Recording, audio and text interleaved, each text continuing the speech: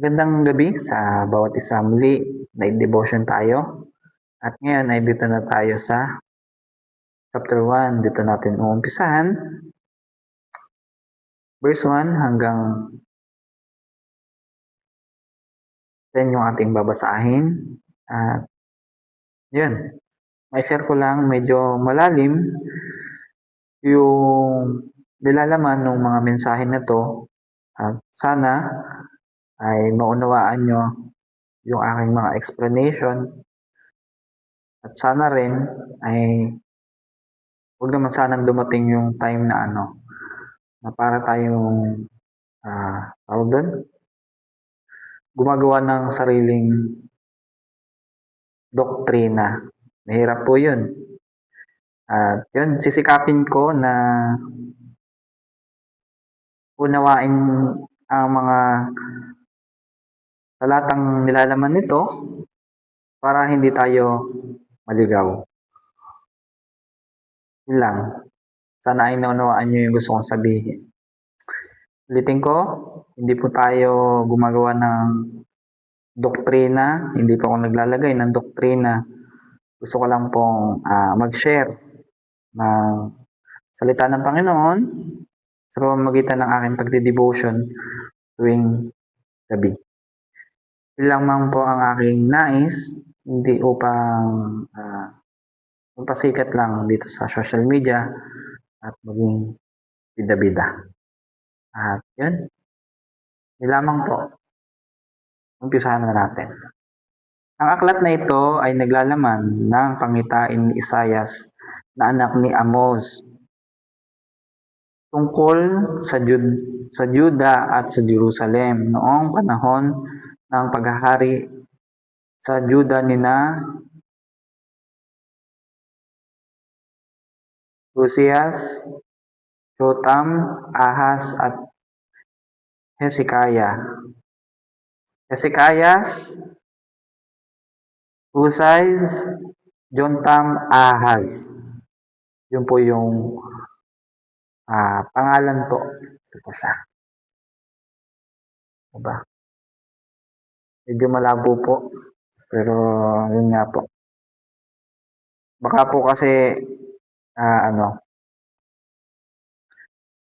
ma-misinterpret po kayo doon sa aking salita, sa aking pagkakabasa po doon sa pangalan. Makinig ang kalangitan, gayon din ang kalupaan, sapagkat si Yahweh ay nagsasalita. Pinalaki ko't inalagaan ng aking mga anak, ngunit naghihimagsik sila laban sa akin. Nakikilala ng baka ang kanyang Panginoon at ng asno kung saan siya pinapakain ng kanyang amo. Ngunit hindi ako nakikilala ng Israel. Hindi ako naunawaan ng aking bayan. Bansang makasalanan, mga taong puno ng kasamaan, mga anak ng katiwalian, tinakwil ninyo si Yahweh, nilait ang banal na Diyos ng Israel, sapagkat at pagkatapos ay tinalikuran ninyo siya. Bakit patuloy kayong naghihimagsik? Nais ba ninyong laging pinaparusahan ang inyong isip? Ang isip ninyo'y gulong-gulo, ang damdamin ninyo'y nalulumo, kaya puno ng karamdaman mula ulo hanggang paa. Katawan ninyo ay tadtad ng pasa, latay at dumudugong sugat. Ang mga ito'y nagnanaknak na at wala pang benda at wala man lamang gamot na ilagay. Sinalanta ang inyong bayan, tinupok ang inyong mga lungsod, sinamsam ng mga dayuhan ang inyong mga lupain at winasak ang mga ito sa inyong harapan. Ang Jerusalem lang ang tira, parang kubong iniwan sa gitna ng ubasan, parang isang sinlungan silungan sa gitna ng taniman ng pipino, parang isang lungsod na kinubkob ng kalaban. Kung si Yahweh kung si Yahweh ay kung si Yahweh na makapangyarihan sa lahat ay hindi nagtira ng ilan sa ating lahi, tayo sana'y natulad sa Sodoma at Gomora. Mga pinuno ng Israel, pakinggan ninyo si Yahweh, ang inyong mga gawa ay kasing sama ng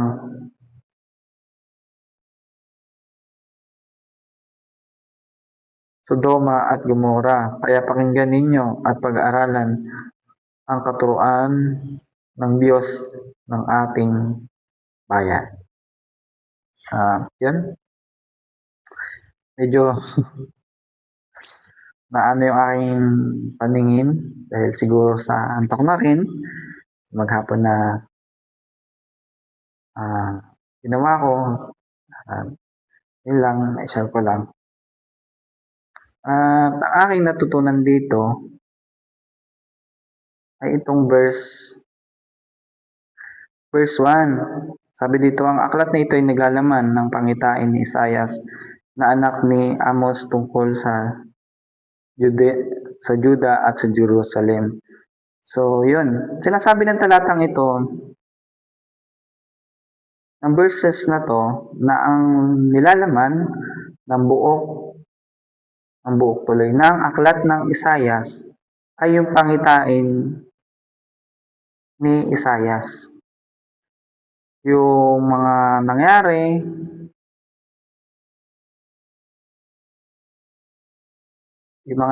at yung mga mangyayari pa. Base dun sa aking pagkakaintindi, at isa sa mahalaga sa ating mga mananampalataya na alam dapat natin kung saan, paano ba? Baka kasi ma-misinterpret nyo ako, pero sana wag naman. Pero sabi doon, sa aking pagkakaunawa, ay dapat alam natin kung saan nagmumula yung itinuturo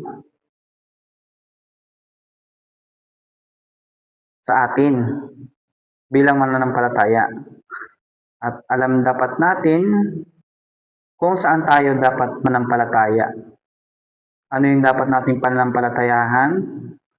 At dapat alam natin ang kahalagahan ng salita ng Panginoon.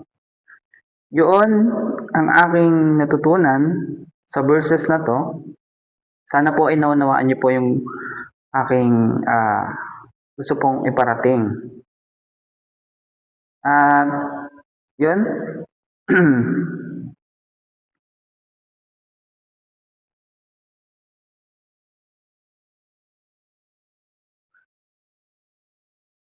Wala sa isip ko, pasensya na.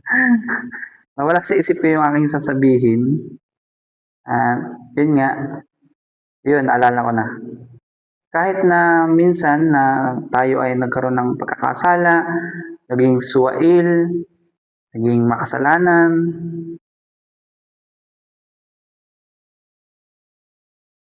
minahal tayo ng Panginoon. Kahit na gaano man kalaki ang iyong kasalanan, kahit na nakakapanlumo, nakakapanginig ng laman yung iyong kasalanan sa mundong ito,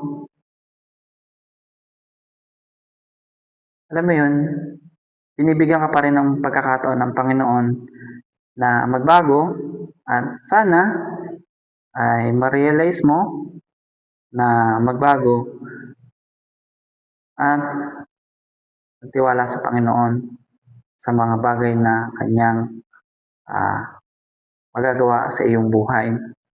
Itong sinasabi ko ay hindi naman po ito para sa Hindi lang naman 'to para lang sa ating mga mananampalataya, kundi para din po sa mga tao na karapat-dapat na makapakinig ng salita ng Panginoon.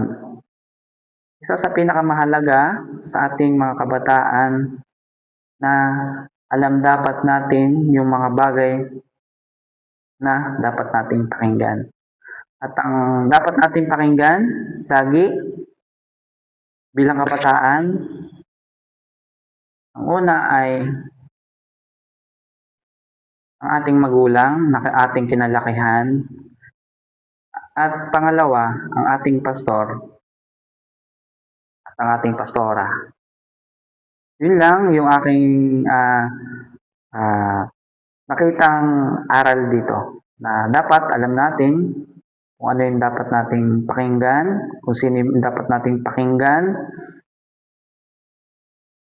kung anong advice yung dapat nating pakinggan at i-apply sa buhay. Ang Panginoon ay may magandang plano sa ating lahat. Kung tayo ay aayon sa Kanya, tayo ay mapapuputi. At kung ikaw ay nakakilala na sa Panginoon, ay nawa ay magpatuloy ka lang. At isang araw, alam mo yun, may mga bagay kang hindi ini-expect na mangyari sa iyong buhay. Katulad nung sinabi ng aking pastor na magpatuloy ka lang sa iyong paglilingkod sa Panginoon, patuloy ka lang makinig sa amin, sa aming mga itinuturo ng iyong pastor, ng iyong pastora, namin, kasi kami lang naman yung iyong pastora, wala naman ang iba. Patuloy ka lang makikinig sa amin, ikaw ay mapapabuti, at magpatuloy ka lang. Yun ang isang bagay na natutunan ko. Yung makinig doon sa mga bagay na kabubuti ko. Yun lamang at marami pong salamat. Sana po ay naunawaan niyo po yung gusto ko pong iparating. Hanggang dito na lamang po. God bless po sa inyo pong lahat. See you tonight devotion. Bye-bye po.